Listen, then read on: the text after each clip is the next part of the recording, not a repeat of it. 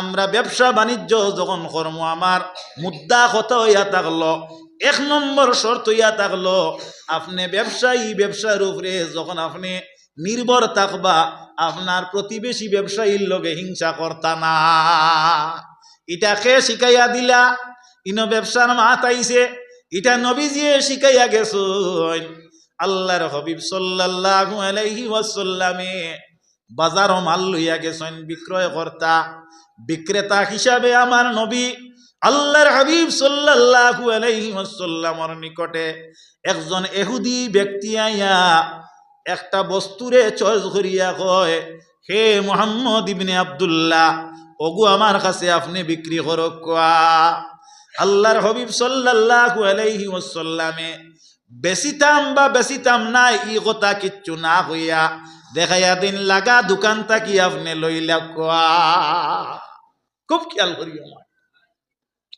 আল্লাহর হাবিব সাল্লাল্লাহু আলাইহি ওয়াসাল্লামের উম্মত হল লাগা দোকানটা কি বেটা মালটা ক্রয় করলো, ক্রয় করিয়া লেনদেন শেষ হইল, দেরি হয় না আর একজন ক্রেতা ইয়া আমার নবীর কাছে ও মাল আবার তলব করে। আহা, আমার প্রিয় নবী সাল্লাল্লাহু আলাইহি ওয়াসাল্লামর মোবারক দস্ত দিয়া নবীজি এই ব্যক্তির হাতে মাল তুলিয়া দেন। আল্লাহর নবীর হাতের হাত ছোয়া মালটা বেটায় আপনার সমঝে আর লেনদেন করে। এহুদি বেটায় দাঁড়ো বাইয়া দেখের, দেখিয়া উপলব্ধি করলো ইসলাম ধর্মের প্রচারক যায় ইন্ত বড় আদর্শ মানুষ জানতাম, কিন্তু আজকে দেখলাম ব্যবহার তাকিন অনাদর্শ। মনে মনে ভাবনা করলো জিজ্ঞাসা না করিয়া যাইতাম নাই, বেটায় আমার কাছে মাল বেচিলা না, আমার টেকা কি টেকা নাই, ওলা একটা মাত আছে নানি, আমরা কই আমার পয়সা কি পয়সা নাই। আল্লাহর হাবিবরে প্রশ্ন করিয়াই বেটায় বইলা আল্লাহর হাবিব সাল্লাল্লাহু আলাইহি ওয়াসাল্লাম রে তারা আব্দুল্লাহর বেটা মুহাম্মদ সাল্লাল্লাহু আলাইহি ওয়াসাল্লাম হিসাবে তারা গণ্য করতা। আল্লাহর হাবিবর যখন নাম শুনবা তখন আপনারা মন তাকিয়া মুখ দিয়া নির্গত করবা সাল্লাল্লাহু আলাইহি ওয়াসাল্লাম। বুখারী শরীফের বর্ণনা, রাসূলুল্লাহ সাল্লাল্লাহু আলাইহি ওয়াসাল্লামে ফরমান, মান সাল্লা আলাইয়া ওয়াহিদাতান সাল্লাল্লাহু আলাইহি আশরা। আমার উম্মতে যদি একবার আমার উপরে সাল্লাল্লাহু আলাইহি ওয়াসাল্লাম কয়, আমার আল্লাহ রব্বুল আলামিনে এই ব্যক্তিরে 10টা রহমত নাকি দিয়া মালামাল করেন। জোরে হোক সুবহানাল্লাহ। হাজিরিনে কেরাম, আল্লাহর হাবিব সাল্লাল্লাহু আলাইহি ওয়াসাল্লামর নাম মোবারক শোনার পরে সাল্লাল্লাহু আলাইহি ওয়াসাল্লাম কইয়া চুমানিবা। আল্লাহর হাবিব সাল্লাল্লাহু আলাইহি ওয়াসাল্লামর দুরুদরত মর্যাদা আল্লাহর হাবিবে ফরমাইন, আল্লাহর নবীয়ে ফরমাইন, আসমাউ সালাত আহলে মুহাব্বতি ওয়া আরিফুহুম। আমার উম্মতে যখন মুহাব্বতে আমার উপরে সালাত আর সালাম পেশ করে, আমি কিতা করি আমার কান মুবারক দিয়া শুনি, ওয়া আরিফুহুম আর আমি পরিচয় পাই, অর্থাৎ এই কার হুয়া, কার বেটা, কার বাতিজা, কার বংশধর। জুড়ে হোক সুবহানাল্লাহ। এ বেটায় প্রশ্ন করলা, ও মুহাম্মদ ইবনে আব্দুল্লাহ, আপনি আরে জিজ্ঞাসা করি আর যে মাল আমি আপনার কাছে তলব করলাম, ও মালটা আপনি আমার কাছে বিক্রি করলা না, আমার এলাকা দোকান দেখাইয়া দিলা, আর আপনি আমি উপস্থিত থাকা ইন দি মিন টাইম আরো একজন ব্যক্তি আইলা দেখি আপনি তার কাছে মালটা বিক্রি করি লাইলা। তার মধ্যে রিজন কিতা, তার মধ্যে রহস্য কিতা, এর মধ্যে সিগনিফিকেন্স কিতা? আল্লাহর হাবিবে ফরমাইন, ও ফলো না জানিয়া রাখো, আজকে তুমি যার দোকান থাকি মাল লইলাই, এই সকাল থাকি ও জায়গার মধ্যেও তা মাল লইয়া বই রইছেন, তান বেচা বিকি বড় কম। আমার আদর্শ ব্যবহার দেখিয়া, আমার আখলাকে হাসানা দেখিয়া মানুষে আমার কাছ থেকে খালি মাল লই না, আমি খালি আফসোস করি। আমার আফসোস করার কারণ হইল, আহা হায় রে হায়, আমিও জেলা মাল লইয়া বইছি, হি বেটা ওলা মাল লইয়া বইছে, তার বেচা বিকি কম, তার বাচ্চা কাচ্চা আজকে উপাস রইবা। আজকে যদি তার বাচ্চা কাচ্চা উপাস থাকেন আর আমি যদি নফা লইয়া ই বাজারি মার্কেট থাকি যাই, তাহলে আমি রহমতুল্লিল আলামিন নবী হিসাবে আমার মর্যাদা খান ঠিক থাকেন না। এতএব আমি ও অর্থে আমি তোমারে হৌ দোকান থাকি মালটা লুয়াইলাম, বেটার মাল যদি আমার কারণে কিছু বিক্রি হয় তাহলে বেটার নফা পৌঁছিব, বেটার লাভ হইব, তারও বাচ্চা কাচ্চা চারটা বাদ দানা খাইবা। এই নইলা আখেরি জবানের নবী মুহাম্মদুর রাসূলুল্লাহ সাল্লাল্লাহু আলাইহি ওয়াসাল্লাম। এতে বোঝা গেল আপনি ব্যবসায়ী হইলে আপনার কাছে আদর্শ খাসলত যেটা এটাও ব্যবসার লগে সংযুক্ত থাকত। আপনি ব্যবসায়ী, আপনি খেয়াল করবা মাঠটা আপনার দোকান পেঁয়াজ আনিয়া বেচিত্রা, বর্তমানে পেঁয়াজের রেট কত? বলে বর্তমানে পেঁয়াজের রেট হইল গিয়ে আপনার 30 টাকা। আপনি লাগাই দিছেন আপনার গ্রাম্য দোকানও পেঁয়াজের রেট কত? বলে 50 টাকা।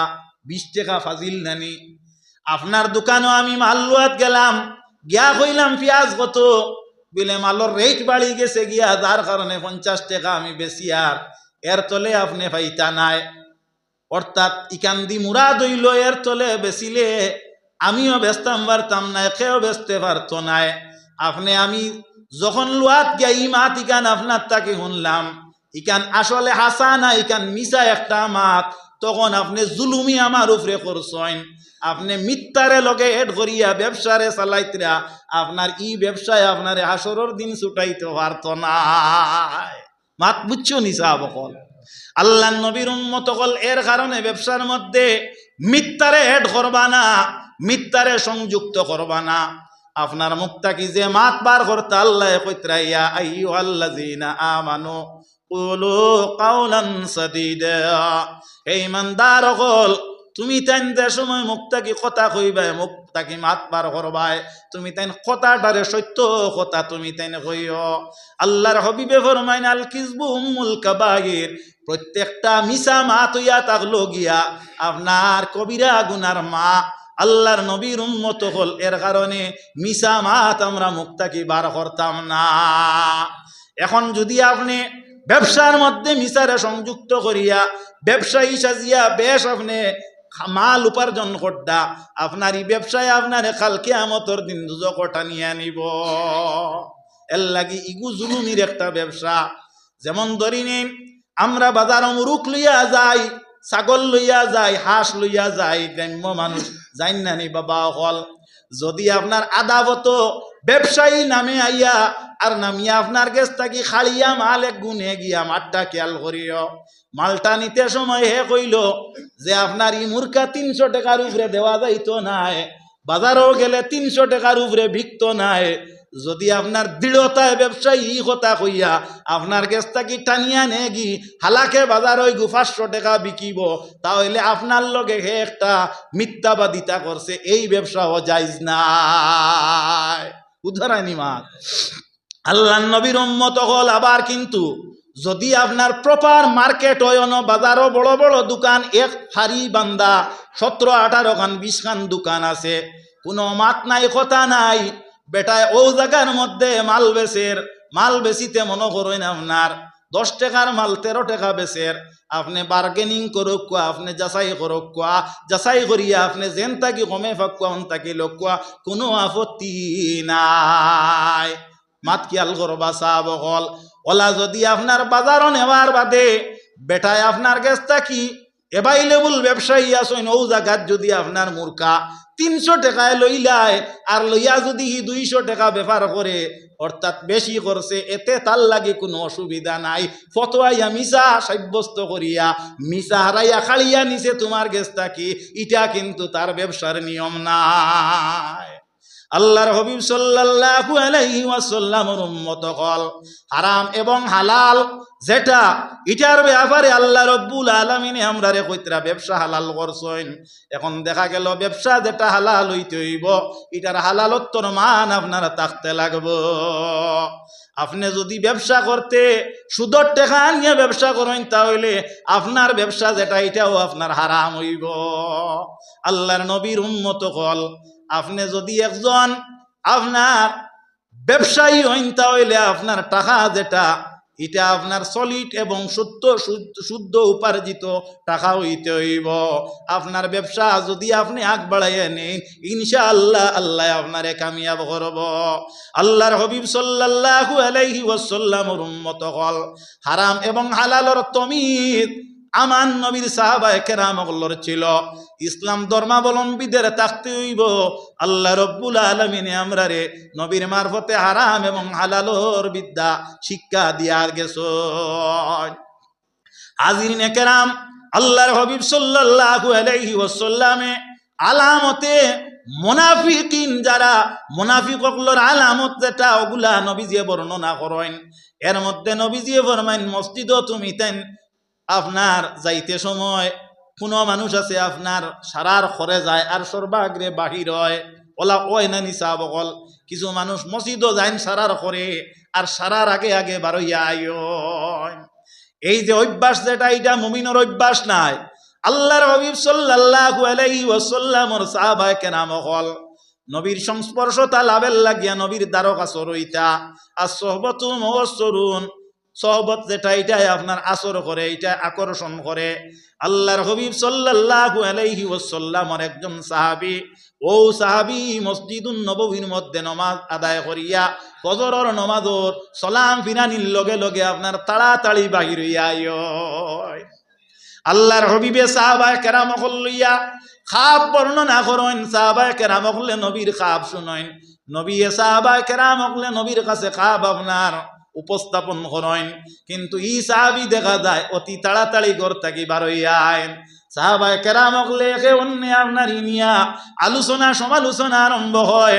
আল্লাহর হাবিব সাল্লাল্লাহু আলাইহি ওয়াসাল্লাম রে কইলা, ইয়া রাসূলুল্লাহ, আপনার ফলনা সাহাবী মসজিদ আয় আর সর্বাগ্রে বাহির হইয়া যান, তার কারণটা কিতা? হুজুর নবী করিম সাল্লাল্লাহু আলাইহি ওয়াসাল্লামে দেখা যায় ও সাহাবীরে জিজ্ঞাসা করলা, ও ফলনা তুমি কেন বার হইয়া যাও? আগে আল্লাহর নবী বুঝিয়া জিজ্ঞাসা কতরা। আল্লাহর হাবিব রে সাহাবী উত্তর দেন, ইয়া রাসূলুল্লাহ, ইয়া হাবিবাল্লাহ, আপনি আমরারে হারাম হালালর তমিজ শিখাইছেন, হারাম হালালর ব্যবধান আমরা আমলের মধ্যে রাখতাম। ইয়া রাসূলুল্লাহ, আপনার মজলিসের মধ্যে বইলে আমি উপকৃত হইমি কথা আমার বালা জানা আছে। তবে এমতা অবস্থায় আমি মনে করি আর আপনার মজলিসটাকে আমার বাড়ির যাওয়া খান ও ভালো, এর কারণে আমি বাড়ির যাই। আর কেনে ফলো না তুমি বাড়ির যাও? বলে, ইয়া রাসূলুল্লাহ, বর্তমান যে সিজন যেটা আছে, বর্তমান সময় যেটা আছে, এই সময়টা হইল এমন একটা সময় যেমন আমরা দেশ সুপারি ফাঁকিছে ওলা নানি বাবা হল আরব মরুভূমি যে কান্ট্রি আছে এটার মধ্যে এভাইলেবল যে উৎপন্ন যেটা হয় সেটা হইল খেজুর। আমার বাড়ির মধ্যে একটা খেজুরের গাছ আমার নিয়ারেস্ট পরিবারের, আমার পার্শ্ববর্তী পরিবারের এই খেজুরের গাছটা তান জমিনের মধ্যে গুড়া আর আগাটা আই গেছে আমার জমিনের উপরে। সুবহানাল্লাহ, ইয়া হাবিবাল্লাহ, ইয়া রাসূলুল্লাহ, আমি চিন্তা করলাম যদি আমি মসজিদে বইয়া দেরি করিয়া যদি আমি বার হইয়া যাই এই সময় খান, ইয়া রাসূলুল্লাহ, আমার বাচ্চা কাচ্চা ঘুম থাকি জাগিয়া উঠিয়া খাজুর পাইবা আর খাজুর বক্ষণ করবা, ইয়ানে হারাম তাইন তাইন বক্ষণ করবা। হারাম যদি বক্ষণ করই তাহলে গিয়া আমার বাচ্চান যারা প্রজন্ম যারা এরা নষ্ট হয়ে যাইব গিয়া। হারাম এবং হালালর তমিজ সাহাবায়ে কেরামের কতখান ছিল। আমি আগে আগে আমার বাচ্চাইন আমার ঘুম থাকি জাগার আগে আমি খাজুর গুইন আমি কিতা করি হাত নেই, ইয়া রাসূলুল্লাহ, আমি পারফেক্ট মালিকরা তো এই খাজুর গুলারে তুলিয়া দেই। সুবহানাল্লাহ, জোরে কও সুবহানাল্লাহ। এই আদর্শবান কে ছিলা? আমার প্রিয় নবী হুজুর সাল্লাল্লাহু আলাইহি ওয়াসাল্লামের সাহাবায়ে কেরাম হল।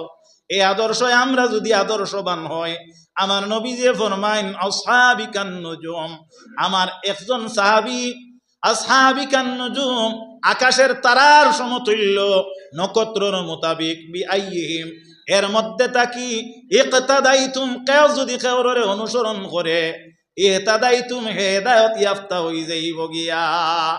হায় রে হায়, আল্লাহর নবীর কতটুকুই ব্যাপারে সচেতনতা আসলো, সিনসিয়ারিটি ছিল। আল্লাহর নবীর উম্মতেরা কথাটা লক্ষ্য করো। কোন একদিন আল্লাহর হাবিব সাল্লাল্লাহু আলাইহি ওয়াসাল্লামর খেদমত এক দেরি যাকাতর খাজুর ইয়া আপনার আজিছে। এই যাকাতর খাজুরটা কি দেখা যায়, একটা খাজুর নবীর সাহাবী হযরতে আলী রাদিয়াল্লাহু তাআলা আনহুর ছেলে হযরতে হাসান রাদিয়াল্লাহু তাআলা আনহু বক্ষণ করছেন। আমার হাবিব সাল্লাল্লাহু আলাইহি ওয়াসাল্লামর খেদমত খবরটা গেল। হাদিসে বর্ণিত নবীজিয়ে যখন রাগান্বিত হইতা আল্লাহর হাবিবর রাগের সময় রাগের বশীভূত হইয়া নবীজির আপনার যে নার্ভ যেগুলা রোগ যেগুলা ইগুলা আপনার কিতা হইতো, আপনার ফুলি ফুলি যাইতো। আল্লাহর হাবিবে খবর পাইয়া হযরতে হাসান রাদিয়াল্লাহু তাআলা আনহুরে দমকি দেন, আর কইন খেনে আসুন তুমি এই খাজুর খেনে খাইলাই। নবীজি নির্দেশ দিন মুখের মধ্যে আঙ্গুল ঢুকাইতে। এই খাজুরটা হযরতে হাসানের উল্টি হইছে, অমিটিং হইছে, বমি হইছে, লগে লগে বাহির হইছে। আল্লাহ নবী তার নাতিরে নিরাপদ রাখছেন।